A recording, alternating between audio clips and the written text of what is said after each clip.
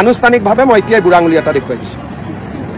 এই বুঢ়া আঙুলিটোত অসমীয়াৰ তেজ আছে, বীৰ্য আছে, সাহস আছে। এই মাদানীয়ে এসময়ত মই শিক্ষামন্ত্ৰী থাকোঁতে টেট শিক্ষকসকলৰ নিযুক্তি হ'ব দিয়া নাছিল।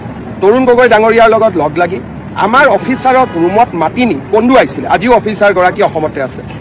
আজি আকৌ তেওঁলোকে কৈছে যে অসমৰ মুখ্যমন্ত্ৰীয়ে ৰিজাইন দিব লাগে, বৰখাস্ত হ'ব লাগে, তাৰ সিদ্ধান্ত অসমৰ মানুহে কৰিব, মাদানীয়ে কৰিব নোৱাৰে। মই পালেতো মাদানীকো বাংলাদেশত পঠাইছোঁ। এই যোৱা উচ্ছেদ অভিযানৰ পিছত আধাৰ কাৰ্ড বন্ধ কৰাৰ খবৰ পাই এই চক্ৰান্তবিলাক আজি গা কৰি উঠিছে। অসমক তেওঁলোকে গ্ৰাস কৰিব খুজিছিল আৰু কংগ্ৰেছে এৰি দিছিলে।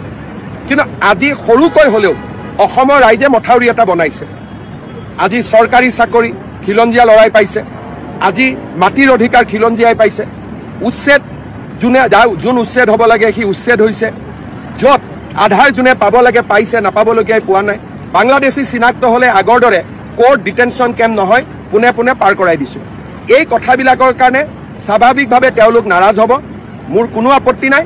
জামিয়াত উলেমা হিন্দক মই মোৰ বুঢ়া আঙুলিৰ লগতো তুলনা নকৰোঁ। মই এটাই কথা ক'ম, জমিয়তকে মই কেয়াৰ নকৰোঁ, বাকী আৰু কাক কেয়াৰ নকৰোঁ। কংগ্ৰেছ জমিয়তৰ বি টিম হয়।